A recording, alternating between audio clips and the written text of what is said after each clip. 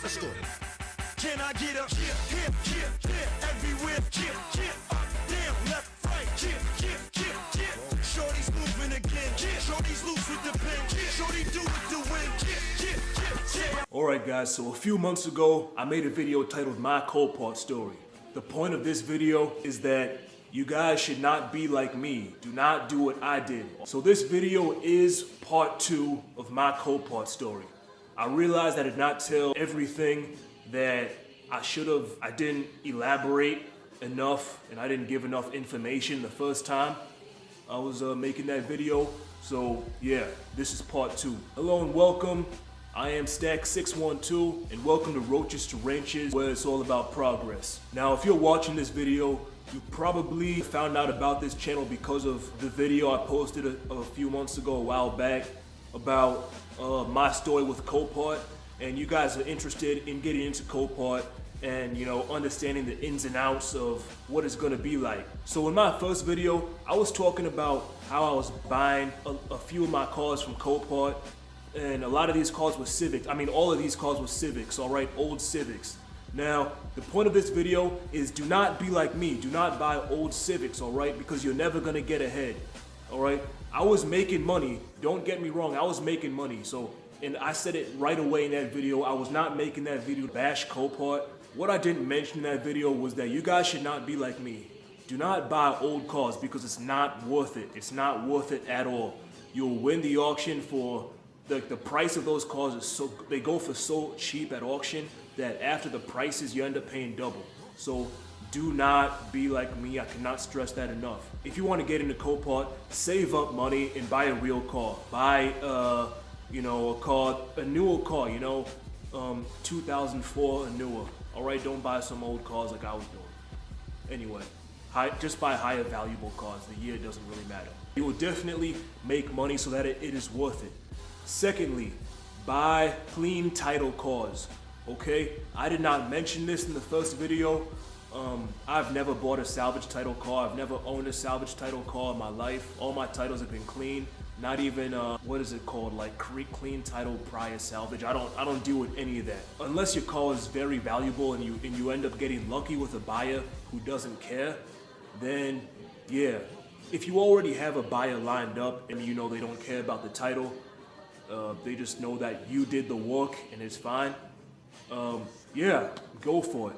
But as for me, especially when you're buying these old cars, no one likes salvage titles. I do not like salvage titles. I don't even buy salvage title cars for myself.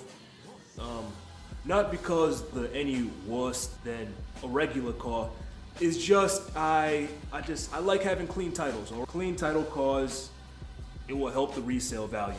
What I love about COPART is that it's made for the common man, all right? It's made for the regular guys such as you and me. I do intend by next year, I'm saving up money, I'm investing my money right now, getting it working for me, trying to build passive income, make it multiply, so that way I can be able to save up and open up a shop next year. One of the reasons I want to open up a shop, besides parting out cars, I do want to be able to get a dealer's license. The thing about COPART is that you do not need a dealer's license to buy from there.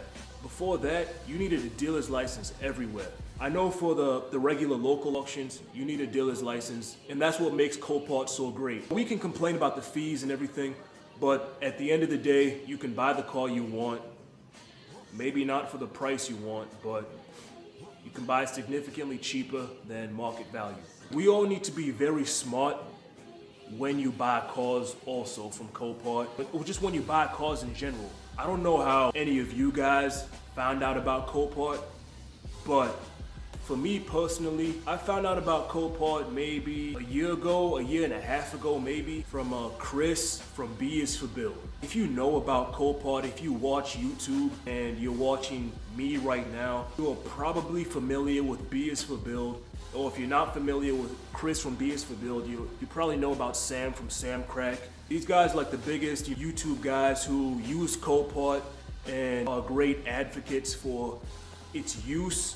And what I love about it is that none of these guys have dealer's license, so it's very influential to people such as myself. I first found out about COPART about a year and a half ago, I said before, from Chris from BisforBuild.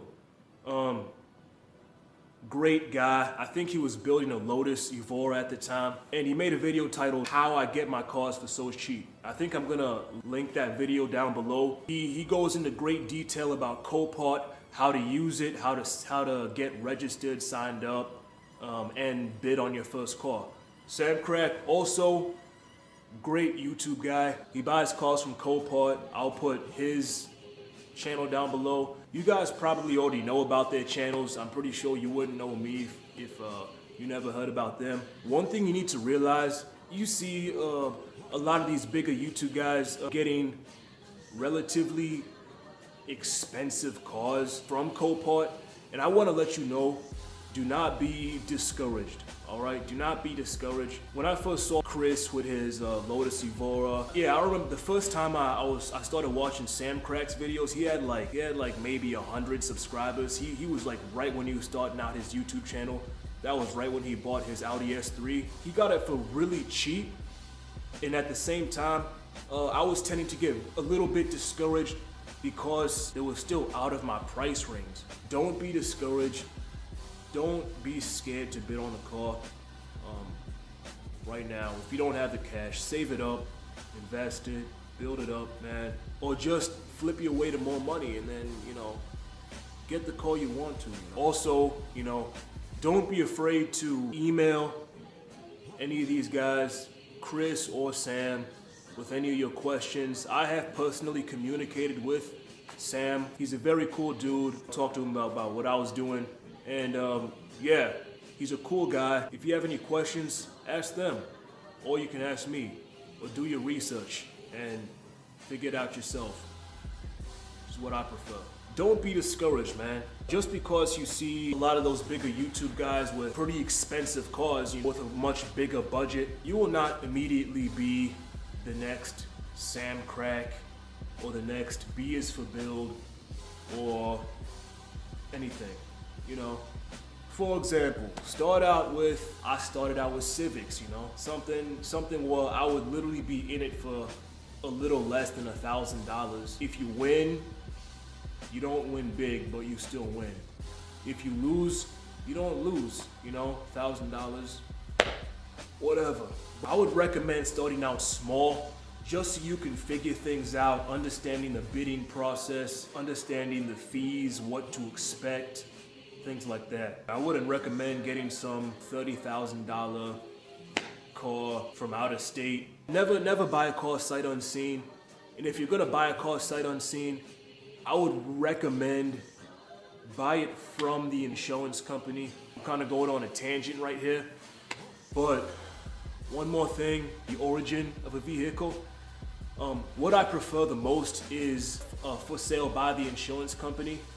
These cars I prefer the most, they're usually in the best condition mechanically. I do not recommend donated vehicles. Every time I think about getting a donated car, I see it online, I see that it's all intact because it was just donated. Someone drove it there and decided to sell it through the auction. When I go to look at them in the yard, they're usually junk. The exterior, the body is okay. I've seen some things, man. Like it's usually the interior is junk, or mechanically it's all messed up. I remember a Coalpot lot. I drove an hour away. I took a road trip, and this car, this Toyota Camry, it was a piece of junk. Like, it was donated on Coalpot. It had listed that it was run and drive. The damage was mechanical. So I was wondering what that could mean, It runs and drives, but it has mechanical damage. Well, started the car, engine ran great, you could barely even hear it. I shifted the car into drive, didn't go anywhere, like it was still in neutral or something. Yeah, the transmission was busted, or the torque converter was out. Felt more like the torque converter was out because the way it was acting. If there's a car listed that says it runs and drives, but it has mechanical damage, you want to look for that, all right? You don't want to buy a car from out of state for a bunch of money just because it says it runs and drive, and then you realize, oh damn, it says mechanical damage. What could that mean? And then you realize that your transmission is blown up or something like that. I can't really think of anything else to say right now. Probably gonna think about it once I shut off the video Follow me on Instagram, subscribe to this channel, like, comment, all that good stuff. I am Stack612. You all stay strong, stay healthy, and stay inspired. I'm out. Peace. For the rhythm and the beats just keep calling ya. They keep calling ya. They keep calling. When it's hard to understand me cause my jaws keep locking, my parents keep calling, the Lord keeps watching. I'm standing on the corner with my boy.